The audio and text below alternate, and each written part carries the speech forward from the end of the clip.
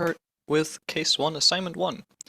Convert the files of participants 1 and 2 into SPSS files and ensure that the files are identical to the files with respect to variables, labels, and the like. This is conversion of files. We import data is what we're doing here. So you go to SPSS, click on File, you click on Open Data, and then you choose all the files that you want to import. You import data, text data, then you choose all files and you select the correct one. You find it in your file directory, double click it, and then it shows up here. Usually doesn't match a predefined format, so you just click through the buttons until you reach this screen. And here you need to indicate at some point how the data is limited, which is in this case by tab. And you can check all these things. You can check these in the original text file and look there and see, okay, how are these things delineated? What are which line does the first case data begin, etc., etc., etc. So check that. Just check it in the file that you have. In the text file that you have that you're opening and importing. Just keep that open and refer back to it whenever you're going through these steps. You also want to make sure you have the right variable names, so like ppn, trial, RT, error, DUS, experiments, etc. For that, you can refer back to the other cases, to the other participant files, and just look at, okay, what was the first variable name there? ppn? Okay, then this will also be ppn.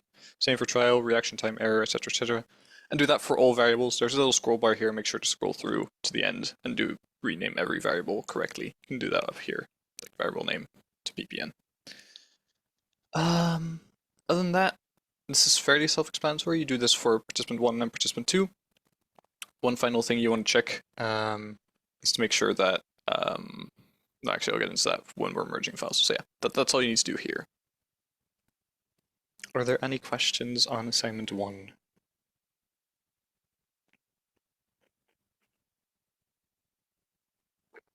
Great.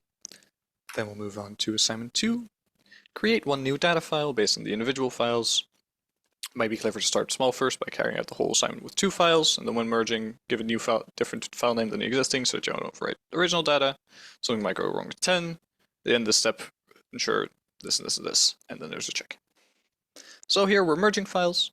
Click in SPS, click on data, click on merge files, you click add cases, and click the correct file in your browser and continue.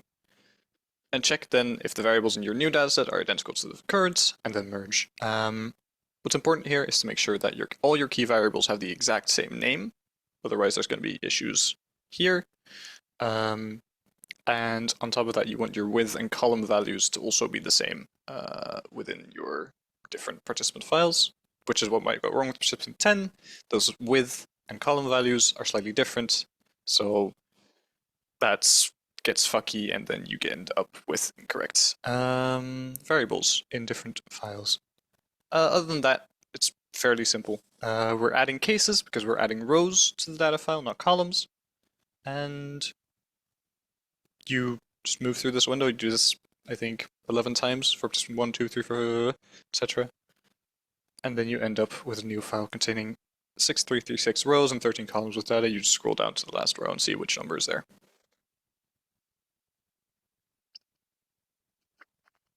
Is that clear? I have a question, actually. Yes. Yeah. In case there is a variable that does not have the same name as the original data set, where do I change it that it will stick? Because I had the problem that I thought I changed it and then it stayed incorrectly. I think first of all, you exit out of the merging procedure. Just click that away. Then go to your variable view, and in there change the name of the variable. Just all the way on the left, I think, is the name of the variable. And there you change it to be whatever it should be to be the same. Do that in every file and make sure it's then the same across files. And also the column and width values, which are also in that same variable view. There's columns for are titled column with a number in it and width with a number in it. Just make sure those are also all the same across different files.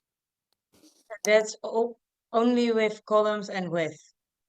You want to make sure that everything is the same across different files. So name of the variable, values of the variable, well, not exactly values, but like labels, your column and width values, whether it's nominal, ordinal, or scale, etc., etc., etc.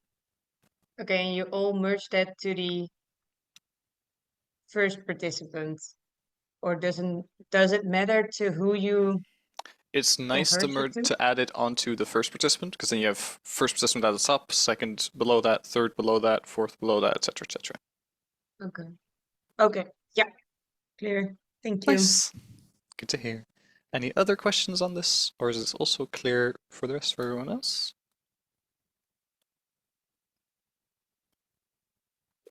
Great. Move on to assignment 3.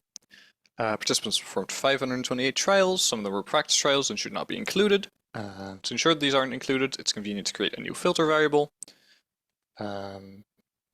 So trial 2 through 25, 273 to 296 are practice trials. These we want to filter out. And 29 through 148, 151 to 270, 300 to 419, and 422 to 541 are test trials. They want us to create a variable that distinguishes between these two types of trial. What's useful here is compute or recode. I like using compute. You might like something else. Do whatever you prefer. With compute, you create a new variable indicating whether it's a trial or whether a trial is or is not a test. I call it test trial with a value of 0 for all the practice trials and a value of 1 for all the test trials.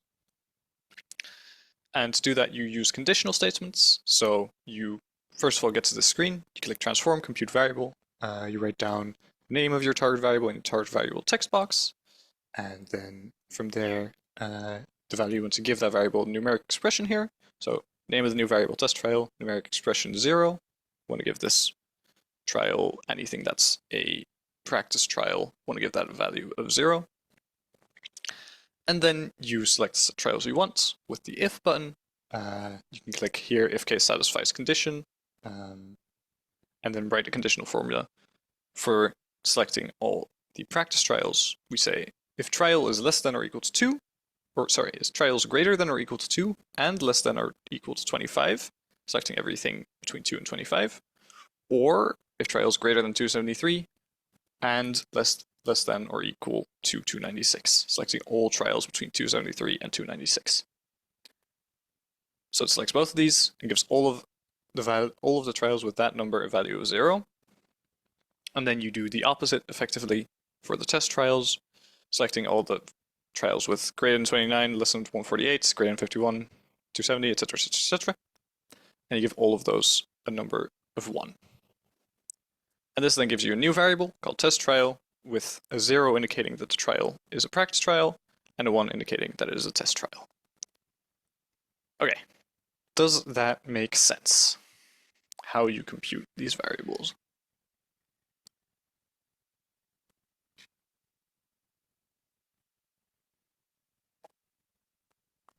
Yeah, I again have a question. Mhm. When do you use and when do you use or? So we're using and when we want to include a range of variables. So what we're saying here is effectively every trial that is greater than 2 and that is less than 25. So everything that falls between 2 and 25 we're including. Yeah. Or if a trial is greater than 273 and less than 296, we're also including all of that. So we're selecting these. Effectively, the or separates between statements and the and combines statements. Does that make sense? Okay. Yeah. Okay. Yeah. Okay, nice. Any other questions on this, or is this clear? Right, nice. Then move on to how we get the check. Total 576 practice trials, 5760 test trials.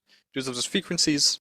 You right-click your test trial variable to get descriptives, or you can also go analyze descriptive statistics frequencies. You get a box like this where you can see, okay, everything with a value. There's a total of 576 trials with a value of 0, so 576 test trials, and 5760 practice or 5760 test trials with a value of 1, and 576 practice trials with a value of 0. Is that clear? Are there any questions on how to get the check? Hey, I don't have a question on how to get the check, but I came in a couple minutes late, and I was wondering if this is recorded because I didn't finish all Yes, the yet. this is recorded.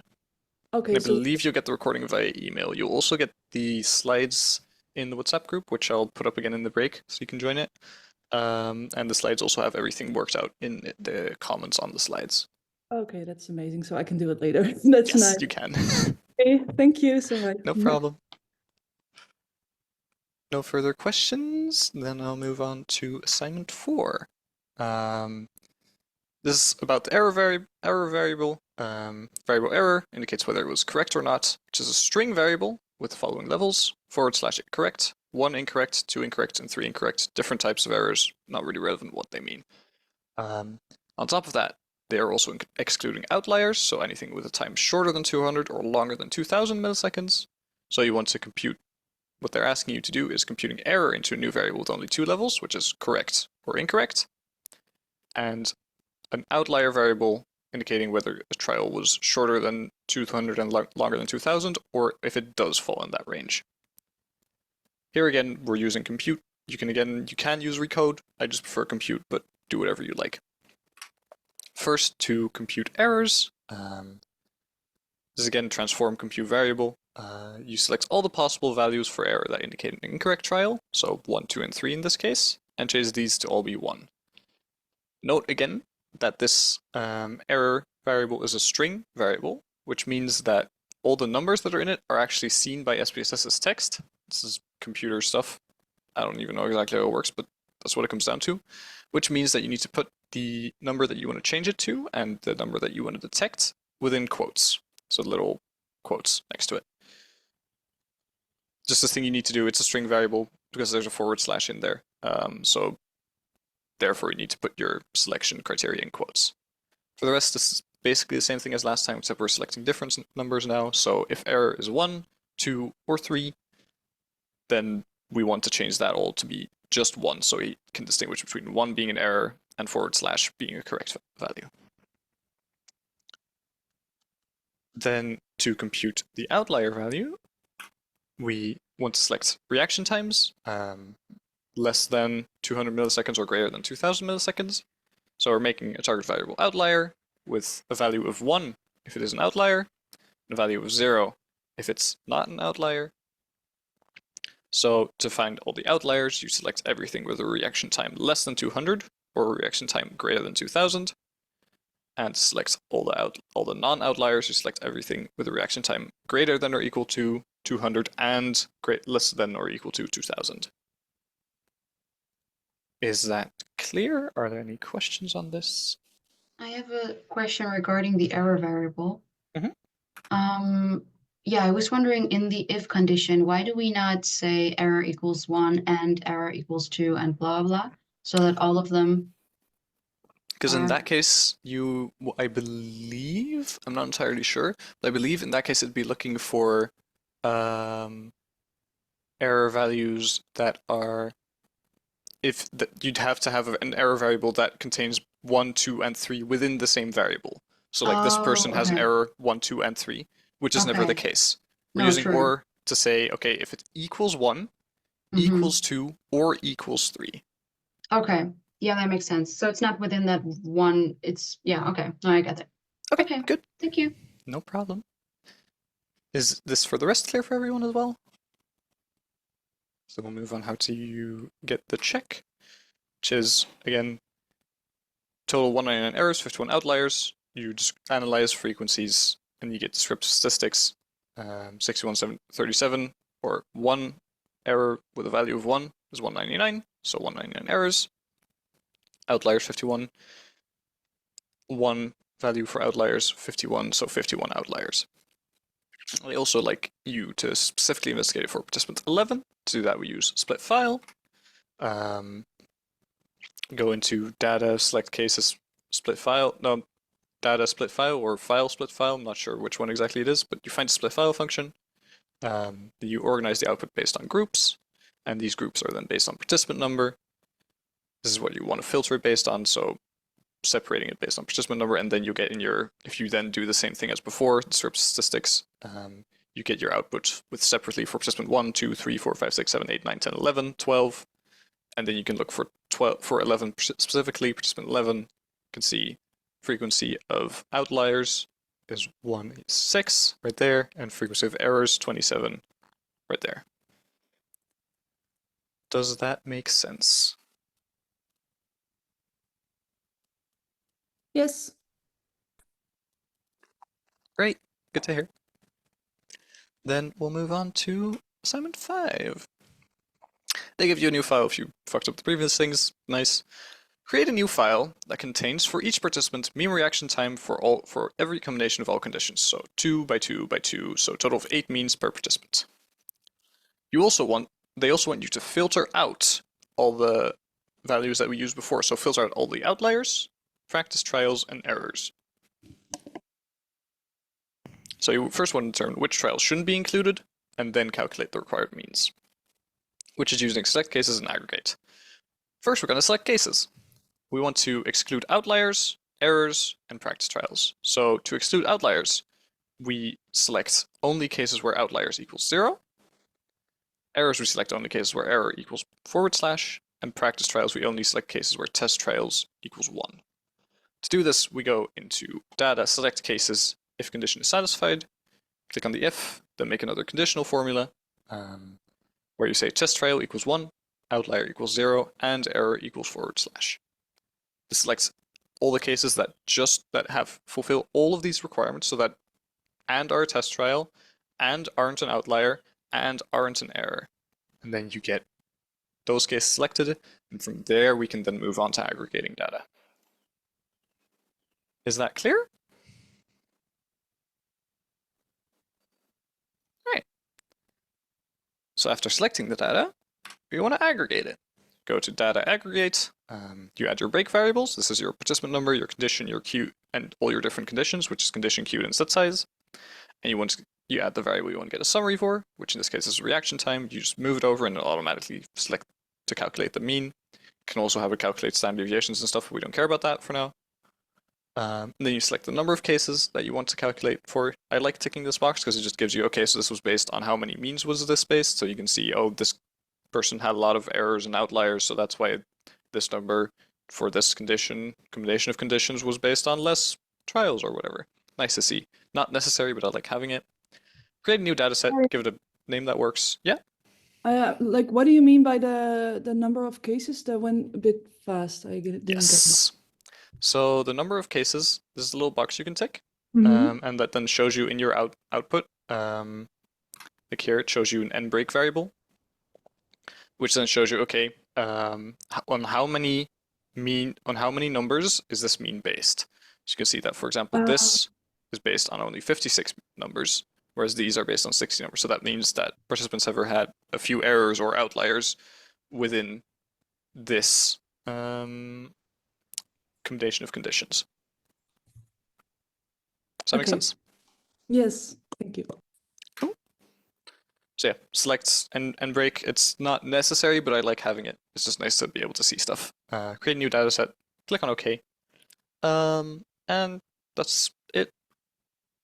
You have made your aggregation, and then for the check, we'll use multiple variables when using select cases. We used outlier, test trial, and error, which is multiple variables, and the mean reaction time of participant 7 for the combination congruent, queued, and set size large is 502.67 milliseconds based on 60 trials. And break 60, so it's based on 60 trials. Condition is 1, so condition is congruent. Queued is 1, so queued is queued. And set size is large, set size L, correct. And the mean, 502.67. We got the right number. Right. Is that clear?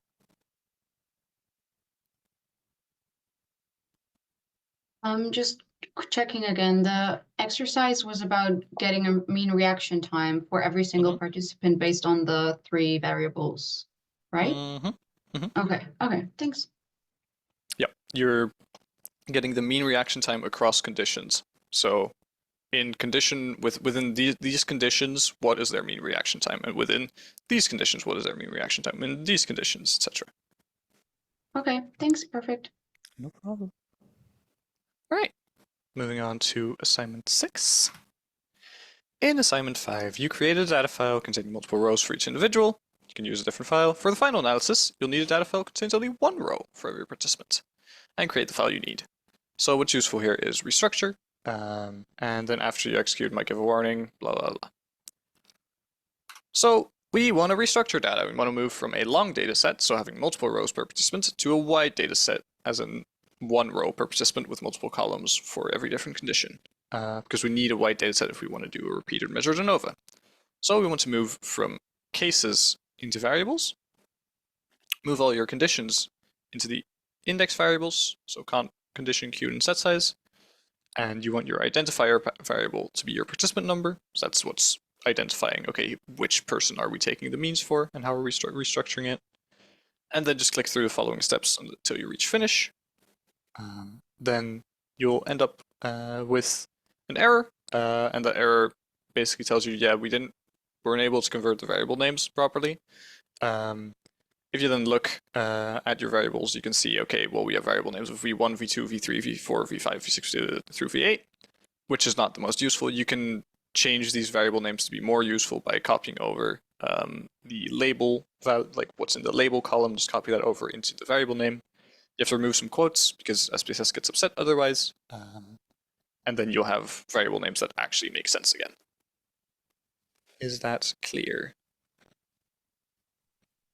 Why do we not use the mean of the reaction time, for example? Why do we not put that in index? Because we're not trying to differentiate based on the reaction time mean. So this is changing the direction of your data file, and these index variables indicate what we want to base that change on. If we were basing it on the reaction time mean, it'd give you an extremely wide data set with different conditions for every different value of that mean, which is not what you want. You want that mean, you want that to be consistent and what you check on, what you do your analysis on. So we're just using these to differentiate between the participants or between the conditions, and the mean is the reason we want to differentiate is so we can investigate the mean. Does that make sense? Okay. Yeah. So also try not to think about it too much, just follow the steps. It's usually my advice for stat stuff is if you think too much you get lost, don't do it. Just follow the steps as you're supposed to do it and call it good there. But yeah. Okay. Right. If there are no other questions on this, move on to assignment 7.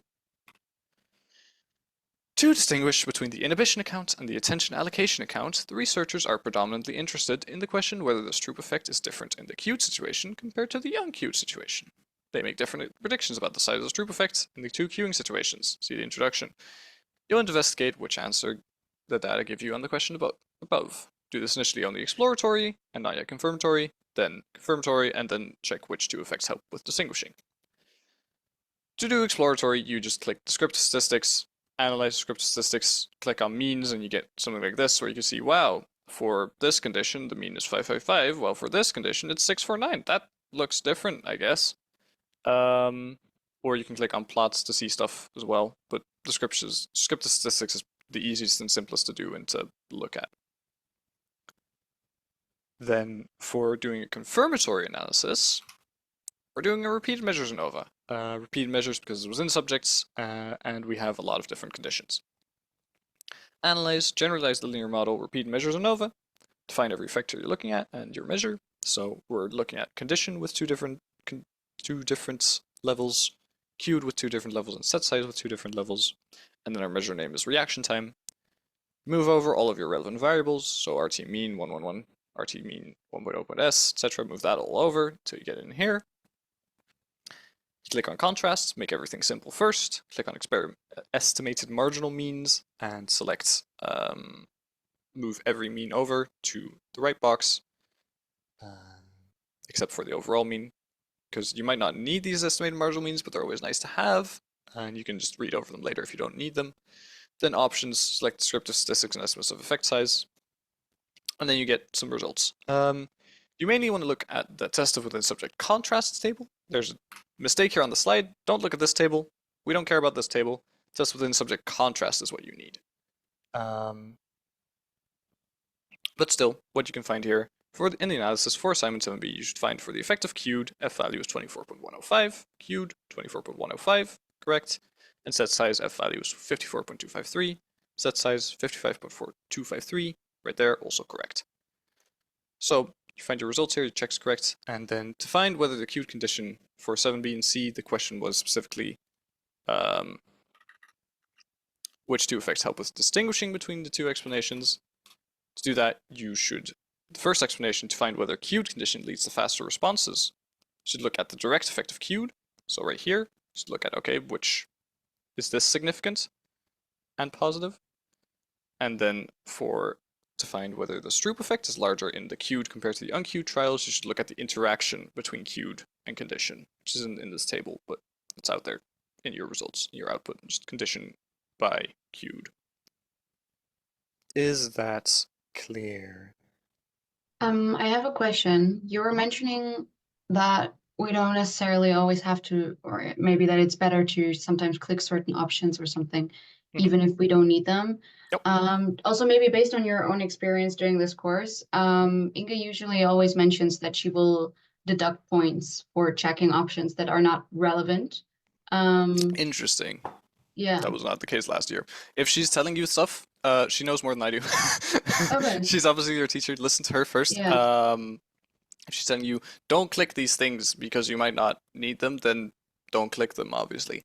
I like Okay. having as much bullshit in my output as I can, because then I can look at more stuff, and if I don't need it, I can just not look at it.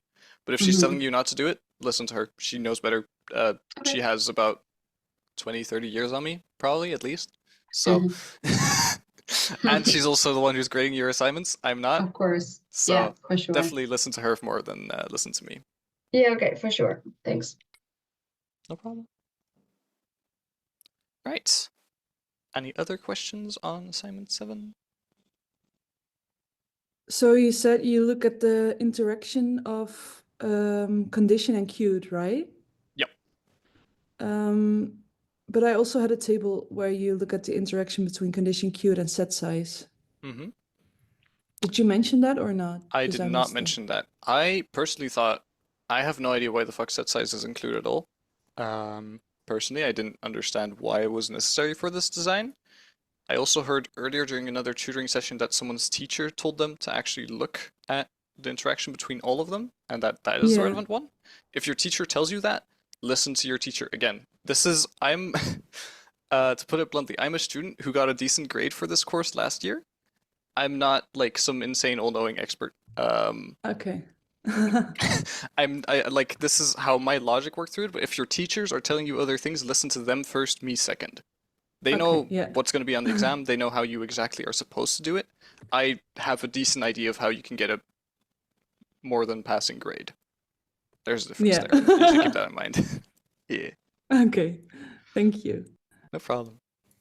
Any other questions, uncertainties, clarifications? If not, then we'll move on to assignment 8. As described in assignment 7, they're interested in the Stroop effect in the two queuing situations. In addition to the effects studied above, it's also interesting to investigate it for both queuing situations, separate analyses, investigate it in the queued, unqueued, combine the conclusions, and which explanation receives support. So what we want to do is same thing as before, but you're not including queued as a factor here, and instead only putting in the means of the relevant queued conditions in your model. So what you're doing is same thing, pread measures, define your factors, conditions, set size, your measure name, queued reaction time, and then here move them over, click the same buttons that are necessary and that you're supposed to click, click on OK, and then move on to your output and look at what's in there. There's a check for the queued situation. The mean of the incongruent condition is 715.588, and the standard error is 25.231. Go to your measure, RT queued, condition. This is where you clicked estimated marginal means. Moved all those over, and that's why you get this table. For the measure RT queued and condition 2, so condition incongruent, your mean is 715.588, and your standard error is 25.231.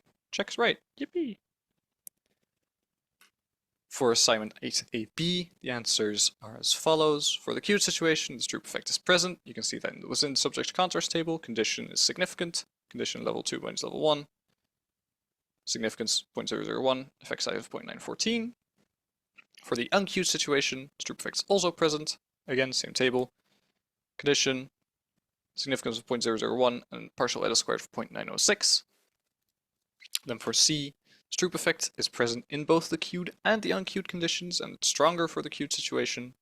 You can see that it's present in the analysis done in 8A and 8B. You can see that queued condition influences the strength of the stroop effect with that interaction we looked at earlier between condition and queued in 7C. And then you can finally see that it's stronger in the queued condition because the effect size there is larger comparing 8A and 8B. So the effect size in the queued condition is 0.914, and the effect size in the unqueued condition is 0.906. That's how we get to this conclusion. And that means that the attention allocation theories have received support. You can read that based on how they wrote it out in their introduction. Is that clear? Are there questions? I have a question. Oh, Linda, No. go first. yeah? Yeah, Okay. just go first. For A and B, I looked at the table of the multivariate tests. Mm-hmm. So I was wondering why you use this table, because I found the same results in the multivariate test table.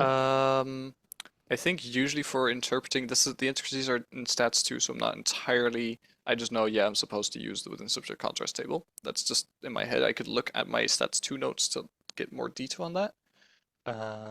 We have so much time spare, so I can do that real quick. But effectively, you want to look at the within subject contrast table for individual effects. So an individual effect of condition on queued, you want to look at Yes. the within subject contrast table. Okay. Condition is showing you your stroop effect. If you were interested in condition and set size both, then you'd look at the within subjective or in the multivariate tests, I believe. But for something that's just looking, is the stroop effect there? You look at the within subject contrast table. So for a specific, how did you? For a specific condition, so Yeah, for okay. if you're looking at one specific effect, you want to look at the within subject contrast table. Okay, thank you. And Renate, does that also answer your question, or do you have something else? Well, I was wondering if the tables we're looking at now, if they all come from the one analysis we do, Yes. like Well, it's one analysis and all the A, B, C, D is answered from that one analysis. 8A and 8B are from 2 different analyses. So you first do it for the queued version, so RT queued and with these, and then you also do the same thing but for the unqueued, then you move over these means instead of these means. Yeah. So you do 2 Okay. analyses. Okay. Yeah. Thanks. No problem. Are there any other questions on case 1 in general? Or anywhere? Sorry. Yes. Just one tiny thing. When I did assignment 8, I did it a bit differently. I feel like I did it more complicated. But I used like compute variable to create a new mean variable of the queued conditions that we've had previously. And then with those new variables, the mean variables, I did a paired samples t-test, which kind of then ends up being the same thing though, because I just do it more complicated, I think, right? With more steps in between. So you're saying what you did is effectively you took the mean of all of this and the mean of all of this and compared those 2 means. Yeah, and yeah, exactly. I think I did it in smaller steps separately instead of like doing one big step, right? They effectively, yes, but what you're losing there is you're losing the difference between the condition and the condition, so levels of the condition and the levels of set size. So you're effectively losing data when you're doing that. So they don't want you to do that. They want you to do repeat measures ANOVA because the repeat measures ANOVA still lets you, within this table, it lets you also look at the interaction between condition and set size right here. Lets you look at the effective condition and set size separately. It lets you look at multivariate tests. For just answering this, technically it could work. Okay. But it's not what they want. And they'll definitely I'm 60-70% certain. It's not a great number. Again, I'm not checking your exam, but 60-70% certain that they'll count it as wrong on the exam. So based on what exactly did you say that it's what they will be asking? Like, why do they want us to do repeated measures for sure? The reason is because they want to investigate the Stroop effect. And the Stroop Yeah. effect is just your condition, Mm-hmm. and not including your set size. Okay. So, Okay. pardon me. Mm. So for that, you want to specifically look at the effect of the condition. So specifically look at this bar. And if you're Yeah. combining all of the means, then you don't have just this bar, you have this bar combined with this bar, basically. Mm-hmm. And then this might disturb your effects, it might disturb your effect sizes, because you can also see the set size effect size is here 8.859. Here it's 0.598, which is different. Here it's bigger, while the other side is reversed. So it might fuck with that, you don't want that. And on top of that, it's also for the check. This is the cheating way to do it. To get the check, you need to do estimated marginal means in a repeated measures ANOVA, because this is just looking at condition. So you can also, I think you shouldn't get the check correct. I think I did, but I'm gonna check in a bit. I'm just gonna check again and see, and then I'll just do it based on the slides Yeah. that you will send. Okay. Alrighty. Thanks. No problem. I hope that clarifies. If there are no further questions, then I suggest we go for a break. Can take a break for like 12 minutes because the next case always takes longer to go over. So I can see all of you back at 10 to 3, so 14:50. Does that sound good? And if you have any questions during the break, just text, send a message in the chat, and I can prepare and go over them later. Cool. Then I will see all of you back here in 12, 11 minutes. Woo! Case 1 done. Good job.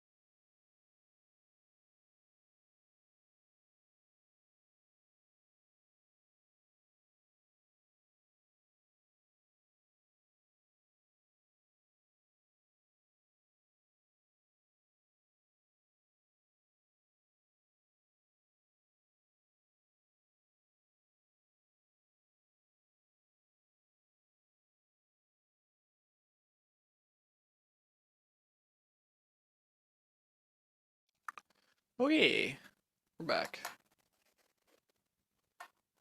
Right, break over. I hope you enjoyed the dog and cat. I love them. Moving on to case 2, assignment 1. Compute a new variable that contains for each person the mean score for the person's sleeping problems and name this no sleep. There are 2 missing values and it matters how you compute it. You'll find 2 methods to compute the mean. So there's 2 different methods to do this. You have the new score being x plus y plus z divided by however many things you have, or new score as mean xyz.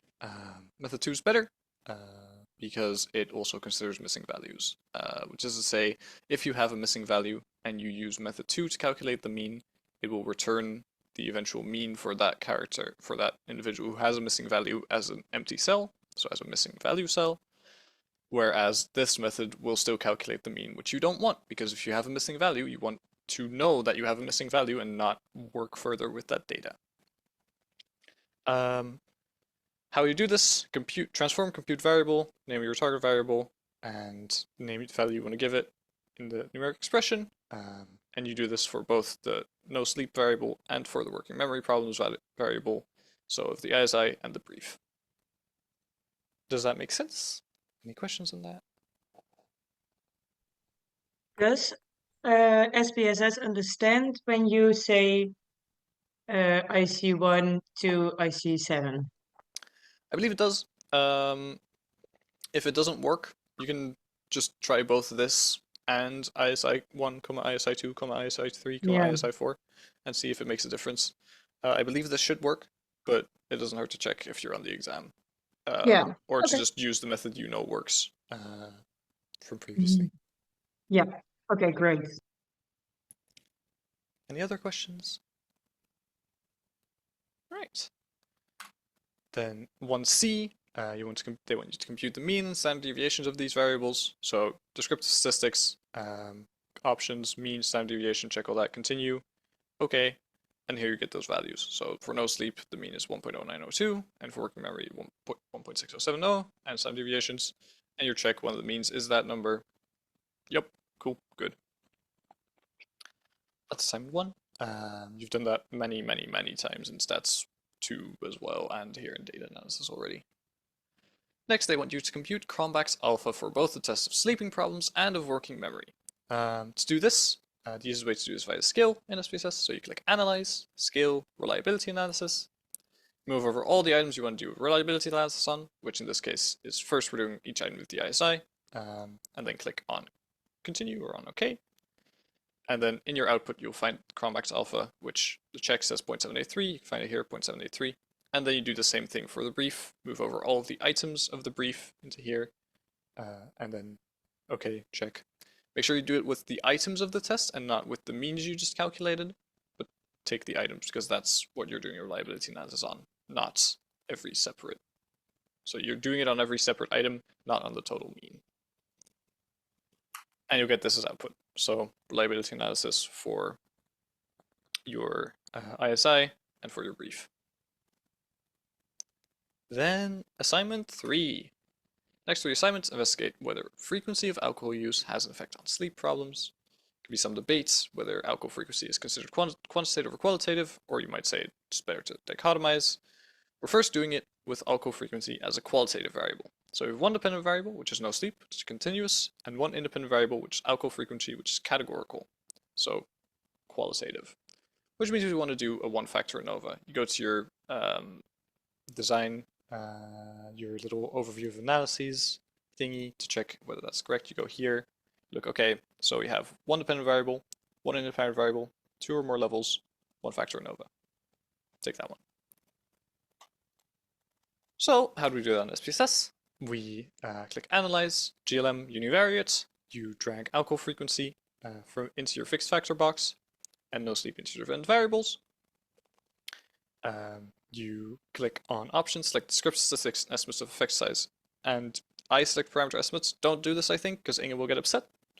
Just select Descriptive Statistics and Estimates of Effect Size. And also in Estimated Marginal Means, drag alcohol frequency from one box to the Display Means 4 box. And click on OK. Is that clear?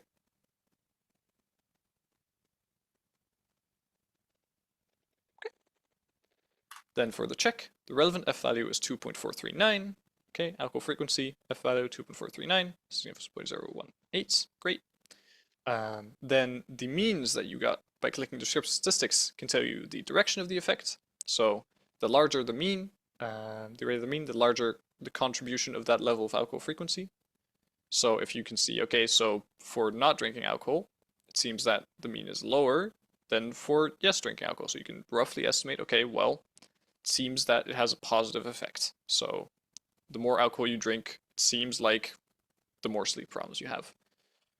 You can't exactly get direction of effects here, not as easy at least, but you can tell. Then for, if that is all clear, before I move on.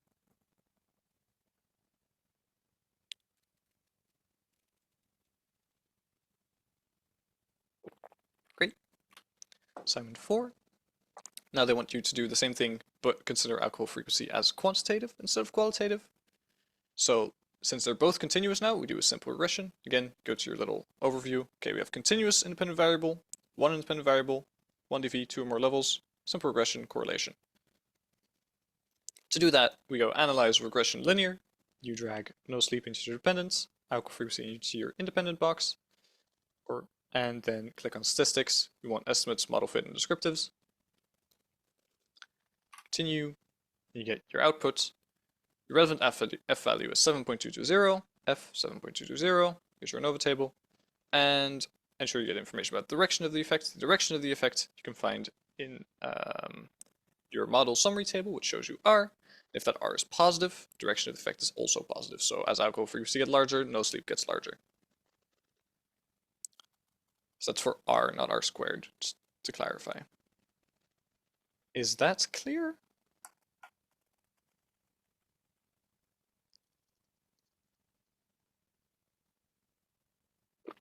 Great. Moving on to assignment 5. Recode the variable alcohol frequency into a new binary variable named alcohol yes no. New variable should have the value 0 for persons who never drink alcohol and 1 for persons who sometimes drink alcohol.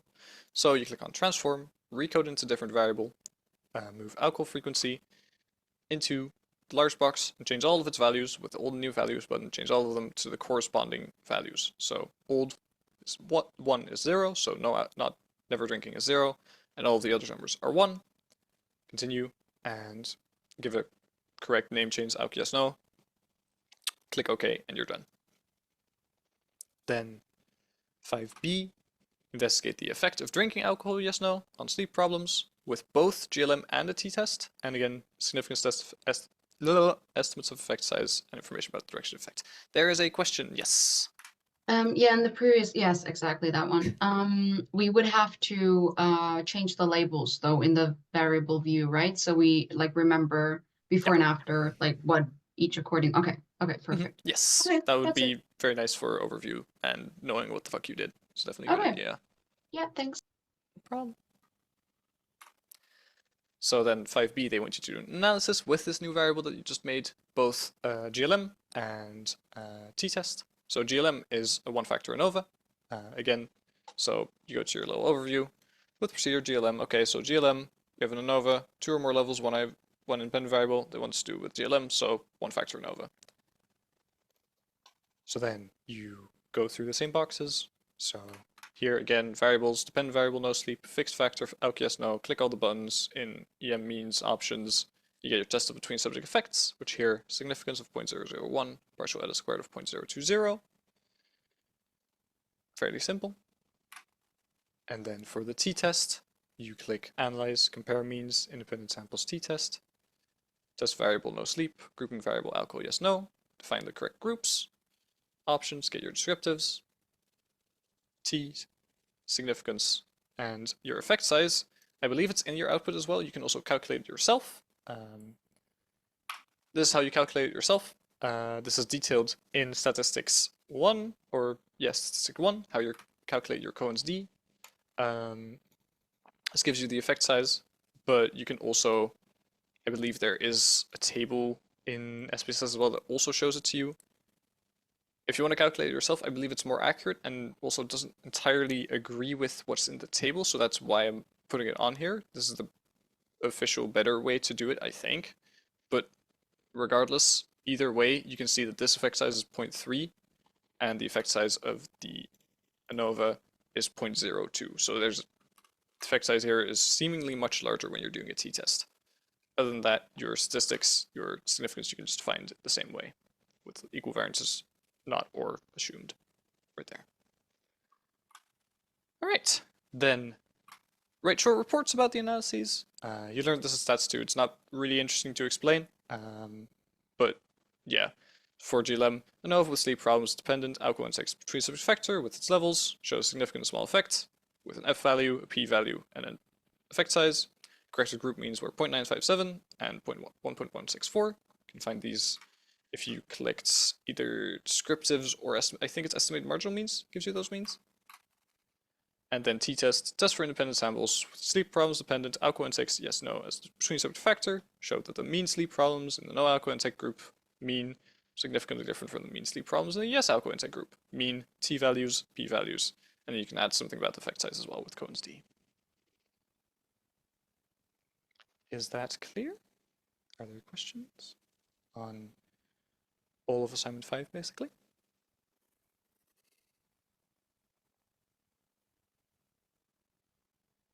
Alright, then 5D.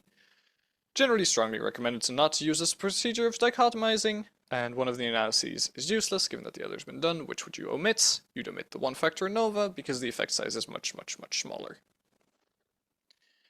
Then assignment 6 is really not interesting to explain. There's like, read 3 articles and tell me that you prefer an unequal variances t-test, and then that's all they want to hear. I don't have it on the slides even because it's just not really relevant.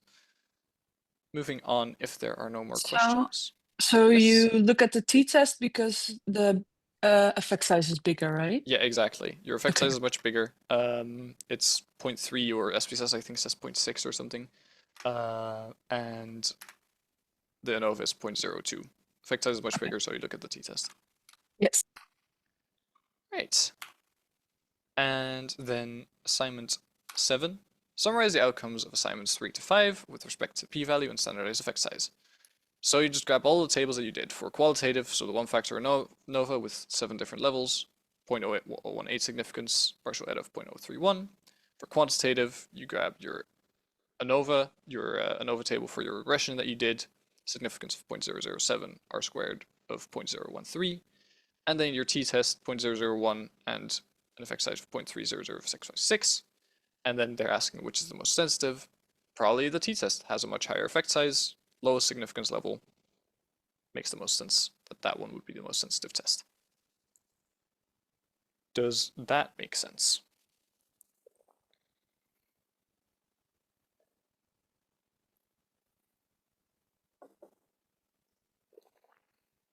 All right. Then for the analyses of assignment 3 and 4, compute the residuals and make separate histograms of them in order to check normality. Your residual values are your observed minus your predicted scores. To get these, the easiest way is to do GLM with your no sleep continuous. So just do the same assignments, the same analyses as you did in A3 and A4, but also click the save button. So if we go back to here, you have right there, you have the save button. You can click that, then you get into a screen where you can select, hey, to this screen, and you can select, okay, please save the predicted values and the residuals.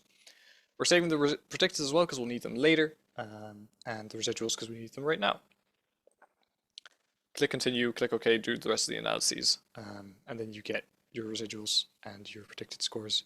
Show up in your variable view. In your variable view, you can then give them a more understandable name rather than just pred or res. You can give them res of what when predicted of what, just so you know what exactly is actually in there. Why do you use the unstandardized residuals and not the standardized? Because they want us to compute the residuals and not the standardized residuals. Specifically asking for the residuals. If they asked for the standardized residuals, just click standardized. But since they're not asking for that, you just do the normal residuals. Okay, so okay, yeah.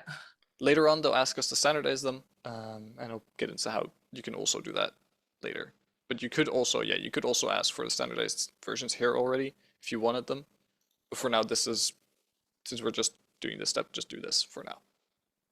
So if they're not specific about standardized, you always do unstandardized. Yes, exactly. Okay. If they want the standardized scores, they'll ask for them specifically because that's something on top of the base. At base, Okay. a score is just a raw score, so just the unstandardized, and then if they want it standardized, they'll ask for the standardized version. Yeah. Thank you. No problem. So that's 8A. Then you move on to this is how you get the residuals. Then to check normality, we need to make plots. You can do this differently for the ANOVA and the regression. For ANOVA, we need to make histograms. So you take your residuals that you just computed, click on graphs, legacy dialogues, histogram, put your residual in there, click on display normal curve, which is nice because then you can also see this cool line. Click on OK. And then you say, okay, is this roughly normal? I'd say, yeah, roughly. I mean, it's not perfect, but there's no like insane outliers over here or over here. So probably roughly normal-ish, I guess. Judging normality is guesswork. I don't have any tips or tricks for it. It's just you need to like say, well, I mean, there's no insane outliers. It looks like it roughly sort of follows this line, so I guess it's probably fine. That's the best I got. Sorry. That's how you get the histogram to check normality for assignment 3. Is that clear?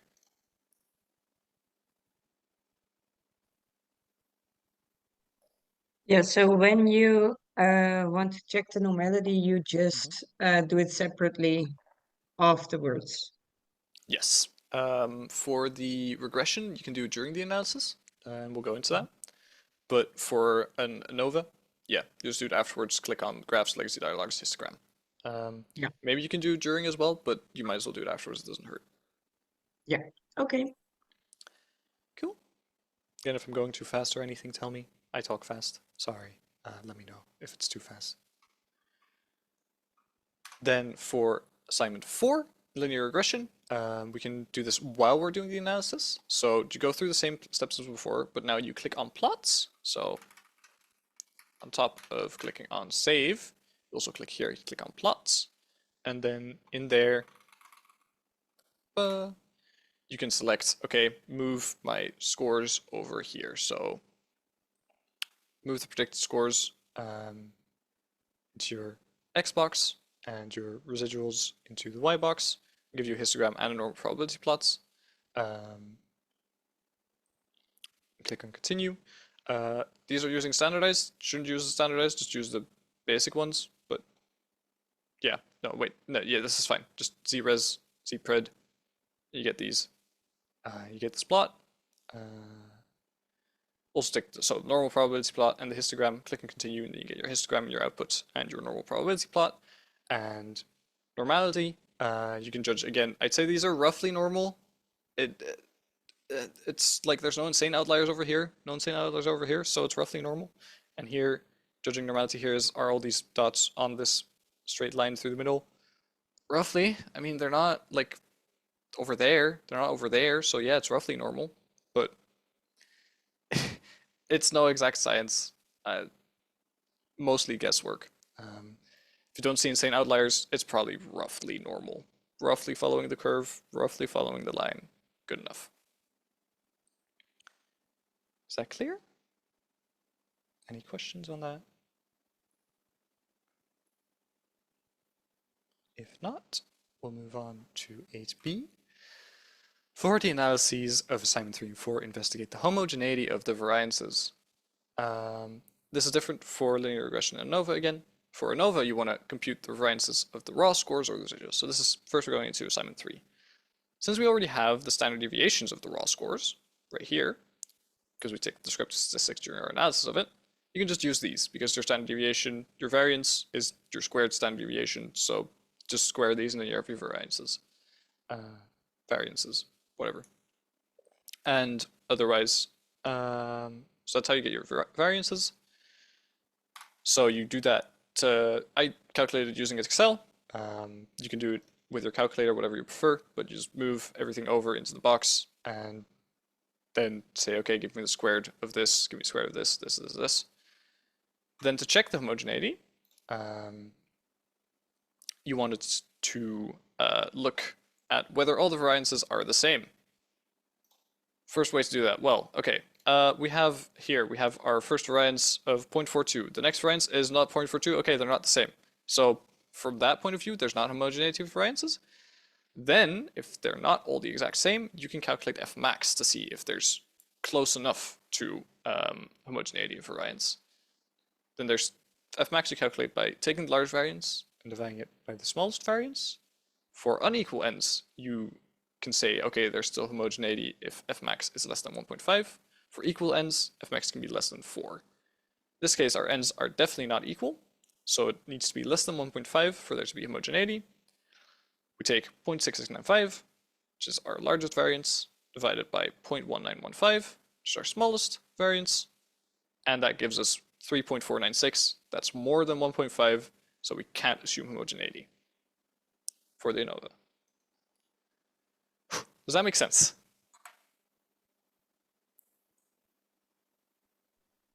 So this is something we don't do in SPSS. Correct. As far as I know, that there might be a way to do it in SPSS, but this is how I do it, and it's fairly easy at base. Okay. And if I would do this by hand, for example, this would be an assignment on the exam. How do I explain without, I don't know, the data that I can confirm that it's not homogeneity? On the exam, I believe you get SPSS on the exam, right? Yeah. So you say, okay, well, we have these standard deviations. Using the calculator that I have, I don't know if you can bring a calculator, but otherwise you have a calculator in your exam program. I calculated the largest variance and the smallest variance. I divided the largest variance by the smallest variance, which gave me an f max of greater than 1.5. And since the ends are unequal, as you can see in descriptive statistics, the homogeneity can't be assumed because the f max is too large. That's how to explain it roughly. Okay. Does that make sense? Thank you. Yeah. Okay, nice.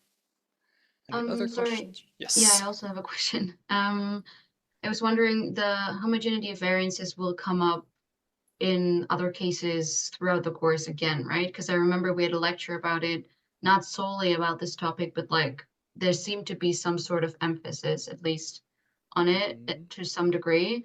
And I really don't think that we will be asked to do it in Excel or anything like that. So I'm thinking, like, just logically thinking there might probably be more to this topic, because I think, I mean, I don't know if you know this because you're not taking the course anymore, but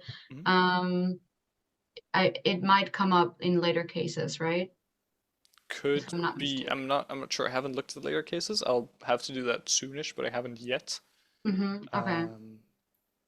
In the full training, I'll go into it, obviously. Okay. Or well, depending on which group, because I don't think I'm doing it in English. I won't go into it, but the other tutor will. But effectively, this is how you calculate homogeneity of variance. You take your largest standard deviation, take your smallest standard deviation, take your largest variance, smallest variance, divide the largest by the smallest, get your f max. If it's this, it's good. If it's not this, it's not good. That's the base of it. Well, okay, I will have a look into it. Thank you, though. No problem. Hope it helps. Any other? I was a bit lost on how to do this for assignment 4, but maybe that's because on assignment 3, I think I did it completely in SPSS. We're And going then to for assignment 4 now as well. Oh, so okay, sorry. Yeah. no problem. So yeah, for assignment 4, homogeneity variance, I think is a lot easier. To evaluate it, you want to plot the residuals against the predicted scores, and with the residuals on the y and the predicted on the x-axis.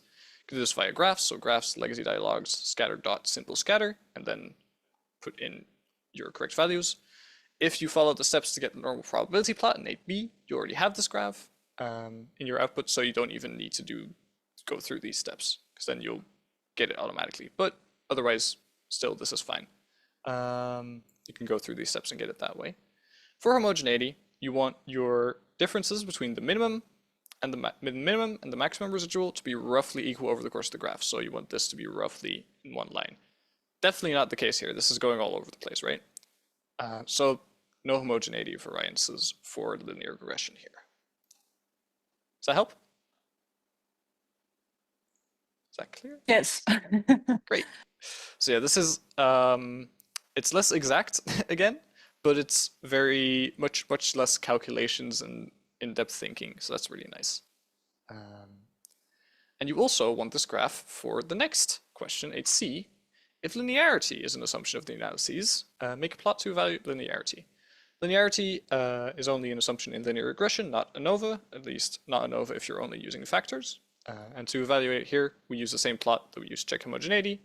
Right-click that plot, click on Edit. In the screen it opens up, click on Elements, then Fit Lines, do a lowest line, click on Apply, and then you get this line. And you can see, well, I mean, it's like roughly linear. It's almost a straight line. It's not like going all over the place, so I'd say this is close enough to linear. That's how you get your linearity. All right, that is checking assumptions. Are there any questions on that?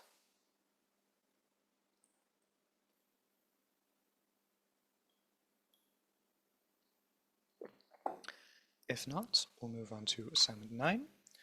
Revisit each of the assignments 3 through 5 and investigate them now with non-parametric tests. So the question here mainly is, what test do you pick?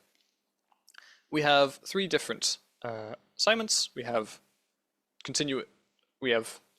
one where we have a continuous dependent variable and a nominal independent variable with multiple levels. We have one with a continuous dependent variable and a continuous independent variable, and one with a continuous dependent variable and a dichotomized, so what, 2 groups independent variable qualitative. So we go to our overview, we go to our non-parametric, so ordinal dependent variables, and then, okay, 1 IV, 2 or more levels, Kruskal-Wallis. So that's for the first one. Do Kruskal-Wallis. Okay, how do we do Kruskal-Wallis? Analyze non-parametric tests, legacy dialogues, k-independent samples. Click on Kruskal-Wallis.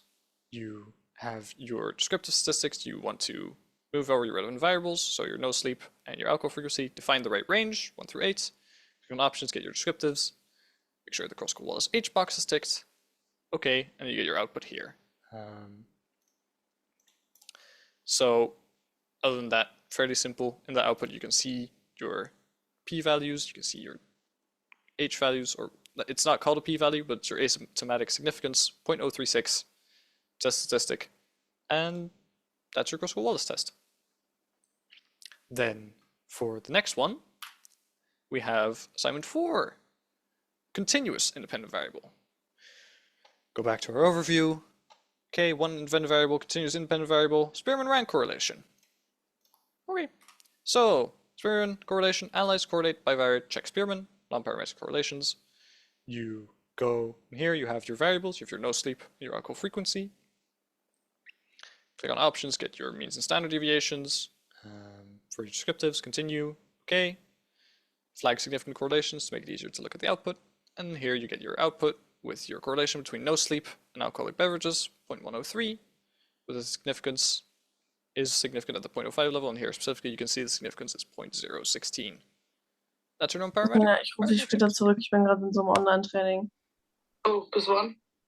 I'm going to mute you, because that's the language I can't speak. Sorry. If you have a question, please unmute yourself again. But yeah, that's how you do your Spearman correlation. Is that clear? Are there any questions on this?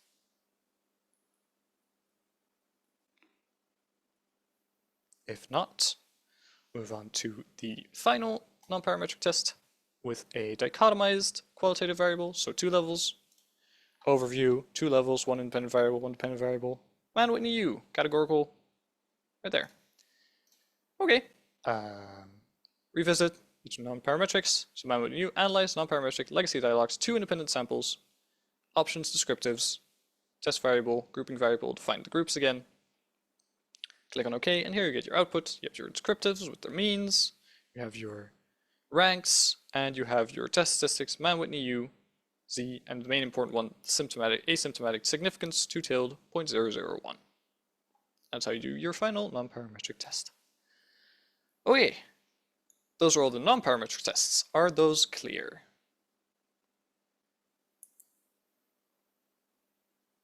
Any questions? If not, we'll move on to assignment 10, which is moderation.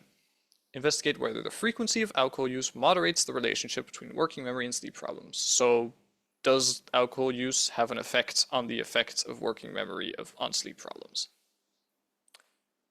To do this, you need to first compute your moderator variable, at least to do a moderation analysis within regression. And you do that by multiplying your covariates with one another using compute in SPSS and adding that to your model. So first, investigate frequency, make our interaction variable working memory by alcohol frequency, transform new variable name interaction, then linear regression. You want to have your dependent variable of no sleep, and your independent of working memory, alcohol frequency, and the interaction variable. Click all the relevant options. Don't need to save things here if you don't want to. Don't have to, so don't. Click OK, and then you get your output with your linear regression. Here in your output, you can see that only working memory has a significant effect. For the rest, they're all non-significant, so there's no interaction according to this analysis. No interaction between alcohol frequency and working memory, at least. Does that make sense? Is that clear?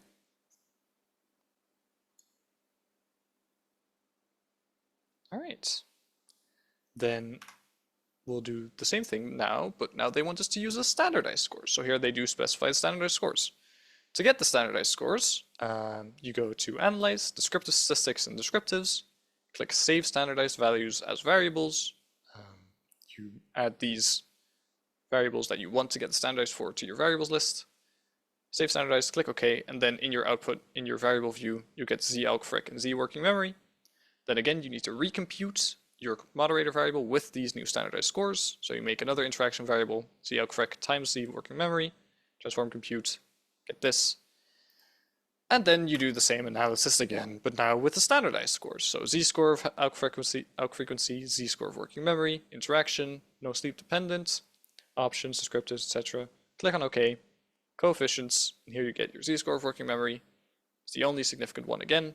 The others are all non-significant, so no interaction. And how the results are different compared to the previous assignments. Working memory is still mostly the same. Alcohol frequency's effect is lower, or is technically slightly more significant, but still not significant.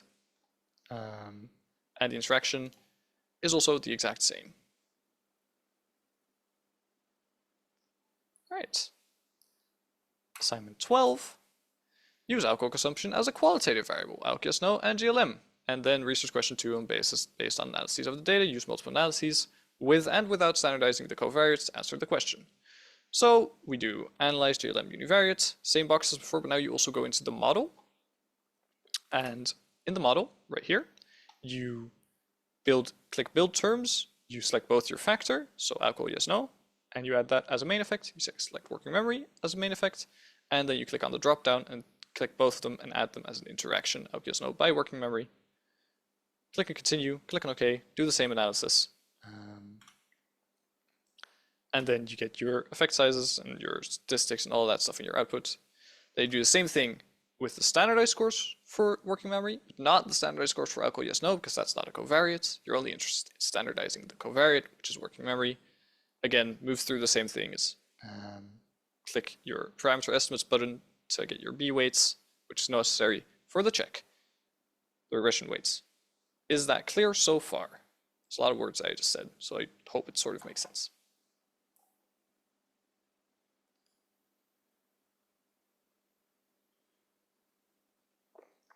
All right, then we'll move on to the check for assignment 12. The check is in the analysis with a standardized covariate, so with Z working memory, regression weight of working memory, problems in the group that never drinks is equal to 0.375. Don't worry, it's slightly dying, but we're fine. Sorry. Regression weight of working memory problems in the group that never drinks is equal to 0.375. not directly in your output, but needs to be calculated. Okay, so we want to combine here the score of regression weight of working memory with the regression weight of working memory and the group that doesn't drink. 0.013 plus 0.362 is 0.375. That's assignment 12. Is that clear? Any questions? I have a question. Yes. So I actually forgot to ask it, but for me in GLM, the interaction, like, it does not work. Like, I cannot select two variables for it. That's weird. Did you And go to the right dropdown in here as yeah, well? I did. And for my friend, it also does not work. And I also watched like YouTube tutorials and everything, and it still did not work.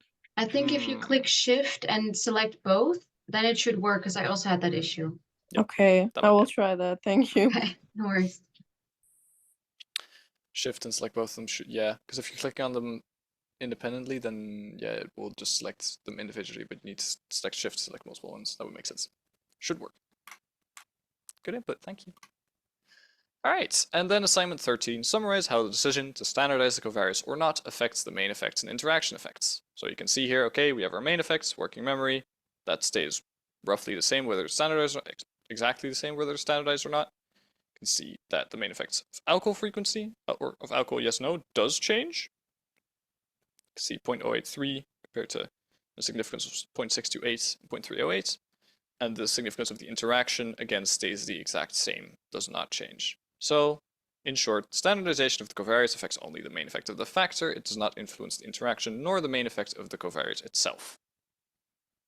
Alright, that's almost all done. Before we move on to the last assignment, are there any questions?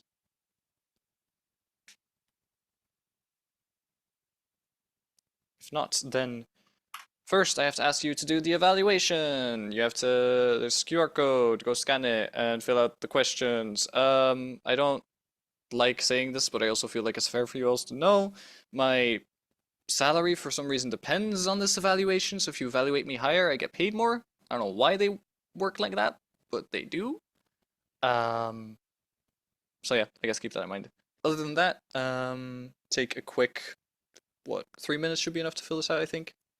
So I'll see you all back at 15:30, and then we'll go through the last assignment, which is process. And doing stuff with process. So I'll see all of you in 3 minutes. Thanks.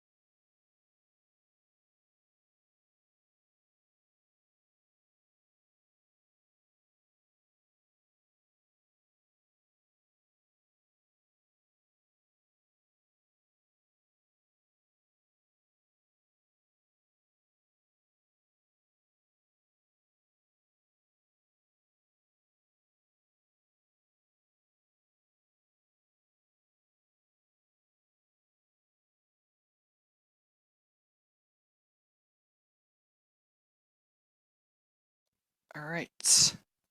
Cool. Thanks for filling it out. Yippee. At least thank you if you fill it out positively. Otherwise, I don't know if I want to thank you. Assignment 14. Process. Okay, 14a is just installing it. Just follow the instructions. I think it should work. If it doesn't, we'll definitely have time to spare to go over it, so I can like individually show it. But I think it should be fine. Install the macro. Initially give you output like you're used to, but the layout is different. You want to look at the simple slopes in the output. And then you also find data for visualizing. 3 models, relationship. So for the output, interpreting it, 3 models, which relationship between working memory problems and sleep problems is the main focus, each conditional to another level of the moderator alcohol consumption. What does this mean? Give explanation of the simple effects and discuss for every simple effect the B weight, confidence interval, T value, and P value.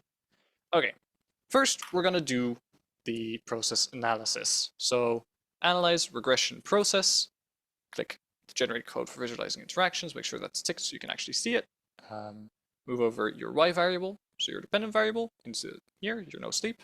Your X variable, so your independent variable, into the X variable box, so this is the Z-score of working memory. You need to use standardized variables for process, so make sure to use standardized variables. And then your moderator variable, so the thing that's interacting, you move into the moderator variable box, so that's where you move your alcohol frequency variable. Then, conditional effects of the focal predictor at values of the moderator. What this means is simple effects are shown when alcohol use frequency is either 1 standard deviation below the mean, at the mean, or 1 standard deviation above the mean.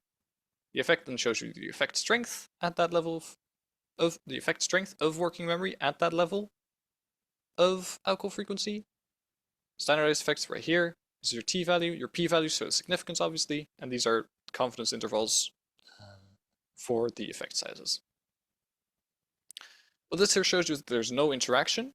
Working memory has a significant, positive, and very similar effect on sleep problems at every level of alcohol frequency, so there's no interaction. Does that make sense, that interpretation?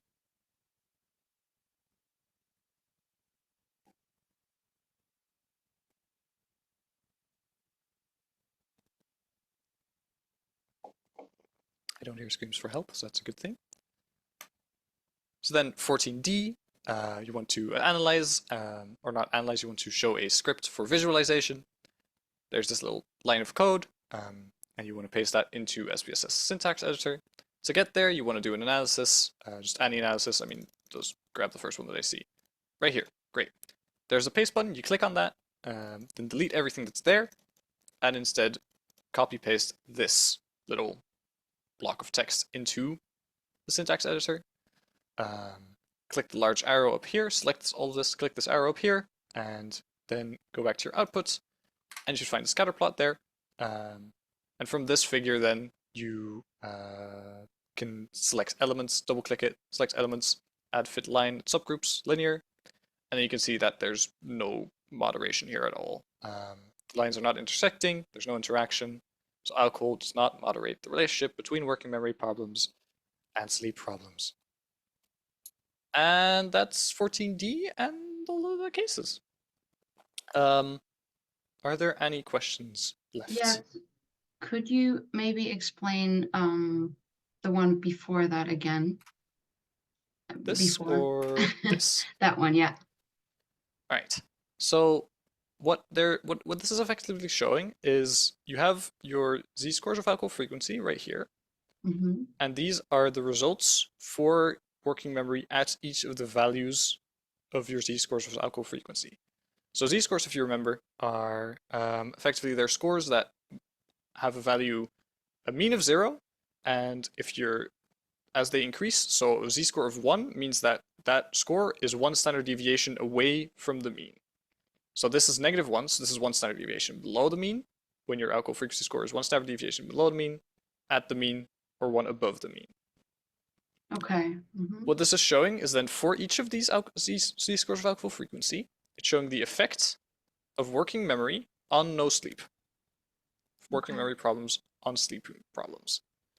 So the effect at a negative of one standard deviation of alcohol frequency below the mean is 0.36777, which is significance, and standardized effect is this, and these are your lower and upper bounds of that effect.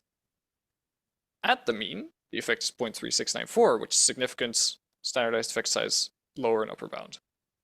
One standard deviation above the mean, it's 0.3711, which is significance, upper bound, lower bound, standardized effect size. Do I have to know how to interpret because even in stats 1, I like struggled with standardized scores, variables, whatever. I know the definition, but it's just a bit difficult to imagine what it's actually supposed to mean, you know?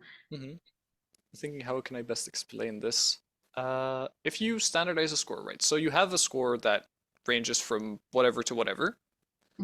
That score has a standard deviation and has a mean.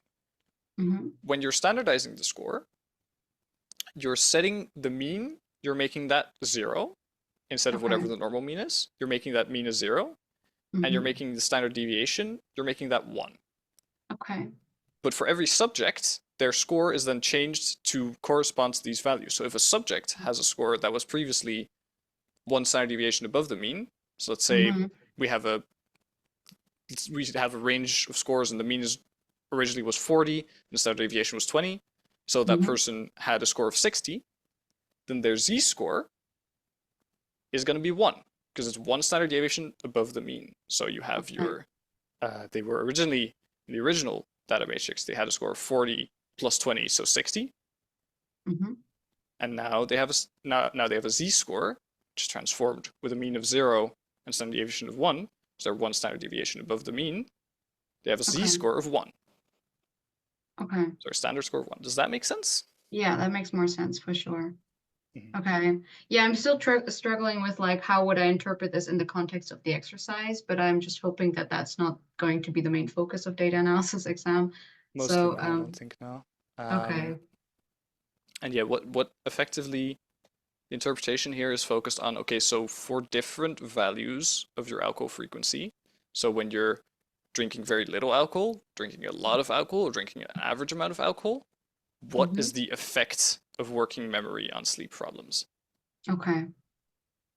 What is there like a margin? Is there a margin as in like what is considered big, what is considered medium or something? For effect size, you mean? Yeah, in this effect. I think this is just your R² margins. Okay. Then because this is regression, right? Okay. Yeah, so makes your sense. standardized effect, not your effect, but your standardized effect is R² effectively, I think. Okay. Okay. All right. Thank you. Yeah. No problem. Any other questions?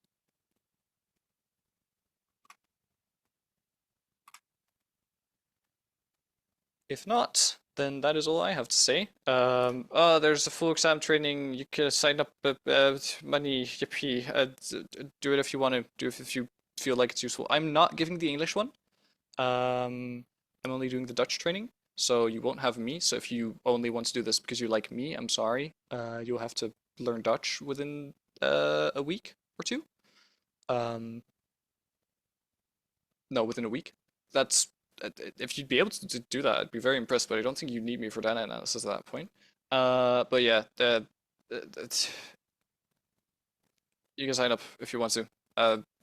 You don't have to. Do whatever you feel like. I'm not your mom or dad or anything like that. That's it. Here's my dog and cat. I love them. This is Lotta. This is Joshua. They're great. Thank you for coming. I have nothing else left to say. If you have any questions or things you want to ask. Could you maybe show the dates again of the... This? Yes, thank you.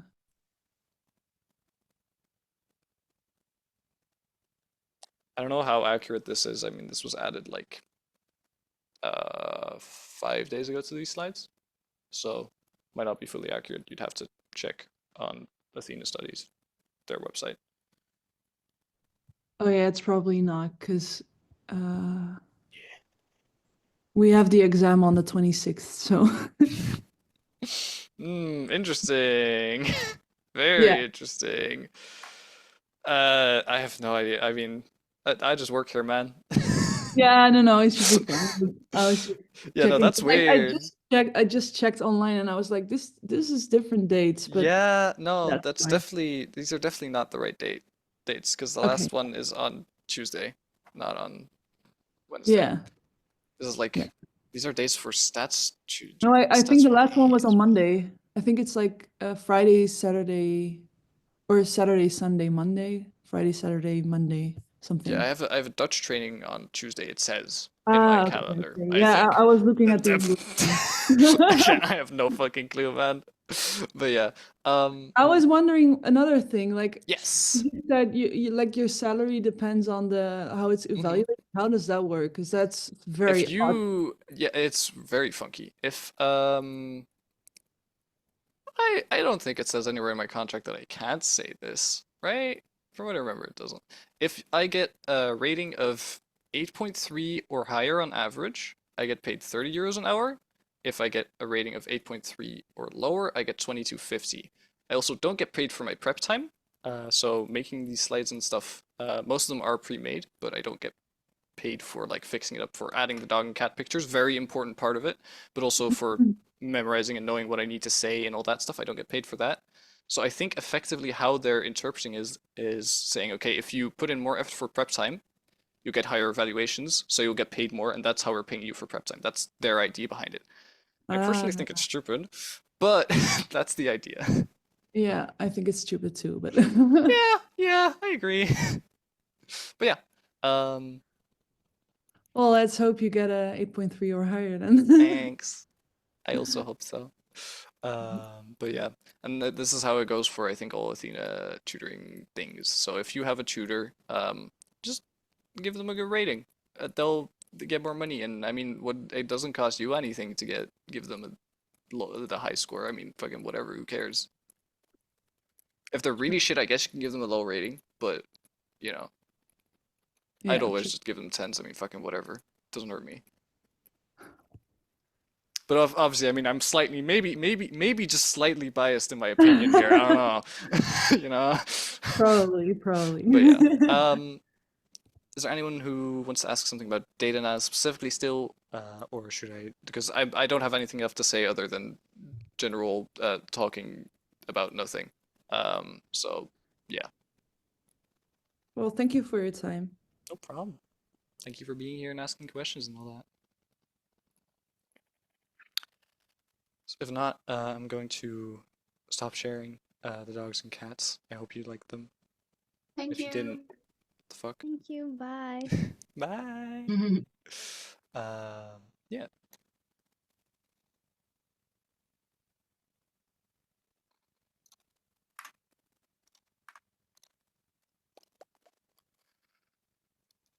That away. And end meeting. Goodbye.